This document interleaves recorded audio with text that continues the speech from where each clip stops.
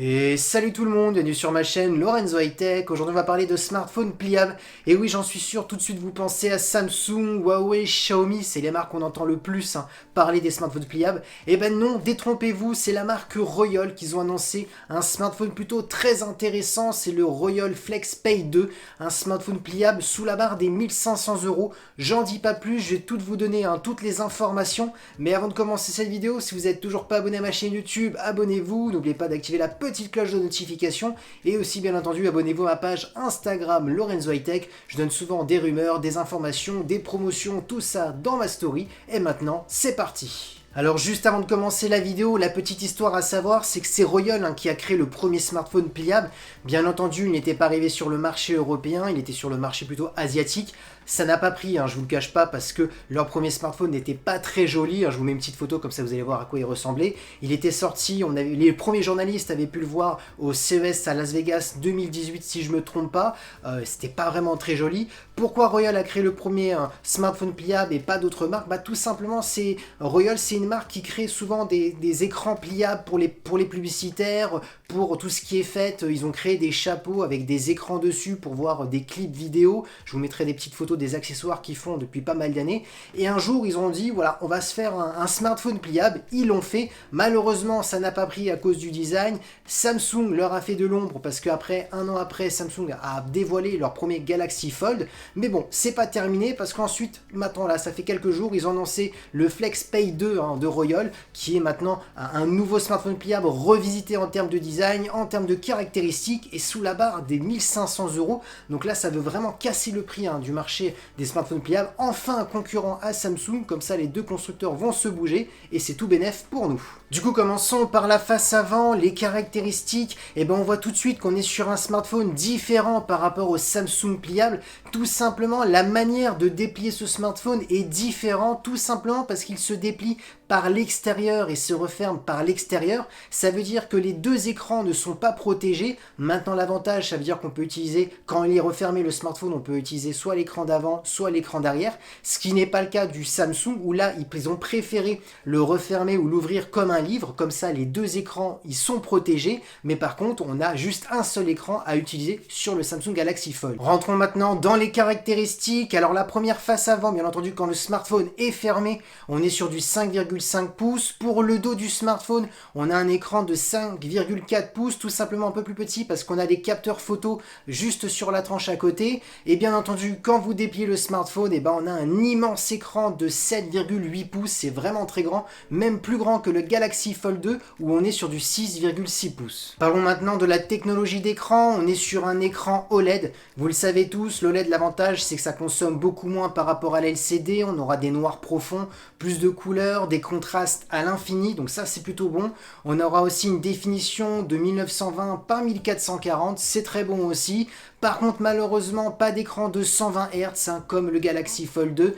Bien entendu, on va lui pardonner, c'est pour ça qu'on a 500 € de moins par rapport au Galaxy Fold. Pour baisser le prix, ils ont dû baisser certaines petites caractéristiques. Pour ma part, c'est pas grave qu'il n'y a pas le 120 Hz. Parlons maintenant de qualité photo, et là ça s'annonce plutôt bon, même meilleur normalement, en tout cas sur le papier, par rapport au Galaxy Fold 2. Tout simplement, on aura un capteur principal de 48 millions de pixels, donc là on aura énormément de détails, intéressant si vous aimez recadrer la photo, parce que plus vous avez de mégapixels, plus vous perdrez moins en détail quand vous zoomez sur la photo ou pour le recadrage. On aura un ultra grand angle de 16 millions de pixels, donc parfait pour les photos de paysage ou à plan large, ça c'est un bon point. On aura ensuite un téléobjectif de 8 millions de pixels qui permettra d'avoir un zoom optique 3x, donc c'est-à-dire jusqu'à x3, vous ne perdrez pas en qualité, et un zoom numérique jusqu'à x30, et on aura aussi un mode portrait pour avoir le flou arrière-plan, où là on sera sur du 32 millions de pixels, donc là quand même sur le papier c'est quand même plutôt intéressant. Normalement on sera au-dessus du Samsung Galaxy Fold.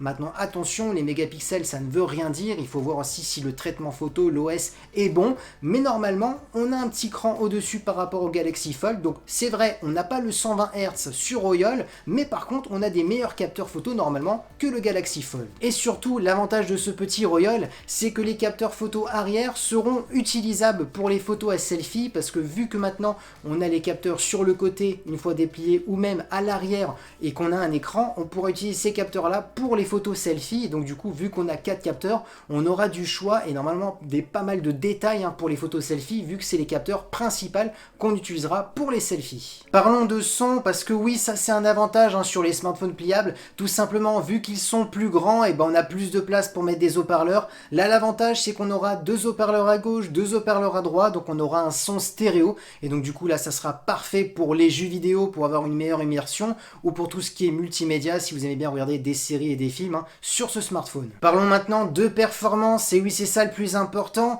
Alors quand on voit qu'on est 500 € moins cher par rapport au Galaxy Fold, on se pose la question, est-ce que Royol a baissé les caractéristiques au niveau des performances? Et j'ai envie de vous dire non, vous inquiétez pas, on aura le choix soit entre 8 ou 12 Go de RAM, donc c'est identique par rapport à Samsung, où eux par contre ils proposent directement que du 12 Go de RAM, mais bon 8 c'est super, 12 c'est encore mieux. On aura le Snapdragon 865 qui est le processeur de Qualcomm le plus puissant, le plus performant pour faire tourner tous les derniers jeux vidéo, toutes les dernières applications les plus gourmandes. En termes de stockage, on aura 256 ou 512 Go, donc on aura énormément de stockage, et bien entendu, vu qu'on a le dernier processeur, il sera compatible 5G. Parlons maintenant de batterie. Il possède une batterie de 4450 mAh avec une recharge rapide de 18 watts, donc ça c'est bien, même si je trouve que les smartphones pliables, même le Samsung, ils ont des petites batteries. Maintenant les constructeurs ils disent qu'ils veulent pas mettre des grosses batteries pour le poids. C'est vrai, je peux comprendre, parce que si le smartphone est trop lourd, ça va être désagréable. Concernant la connectivité, on aura de la Wi-Fi 6 de dernière génération, intéressant pour avoir du haut débit avec les nouvelles box des nouveaux opérateurs qui sont en train d'arriver, du Bluetooth 5.0 et du type C pour le recharger. Du coup on arrive à la fin de vidéo, et comme chaque fin de vidéo je vous dis pour qui il est destiné le smartphone, est-ce qu'il est intéressant? Et là j'ai envie de vous dire oui, il est très intéressant, parce que Royol en fin de compte ils arrivent avec un smartphone retravaillé par rapport à la première version, avec un meilleur design, avec des meilleures caractéristiques, et surtout 500 € moins cher face au concurrent qui est le Galaxy Fold 2. Donc là il va être intéressant pour les personnes bien entendu qui voulaient avoir un premier smartphone pliable mais sous la barre des 2000 €, parce que voilà c'est vrai que 2020 € c'est extrêmement cher et c'est pas les budgets de tout le monde. 1500 € on commence à se rapprocher à peu près, parce qu'on a quand même des iPhones qui sont à 1300, 1400, les Samsung S20 Ultra pareil à 1300, 1400, donc là on s'y rapproche un peu plus. Surtout il y a aussi le Samsung Flex, le petit poudrier je l'appelle, qui se plie mais qui n'a pas d'écran extérieur, il est à 1500 € et il se vend très très bien. Donc voilà, je pense que là à 1500 € ça va faire réfléchir à plus d'un, parce qu'on a quand même le dernier processeur de Qualcomm, le 865 qui est compatible 5G, on a un super écran OLED, on a de bonnes performances, de bonnes qualités photo, normalement en tout cas sur le papier c'est plutôt intéressant.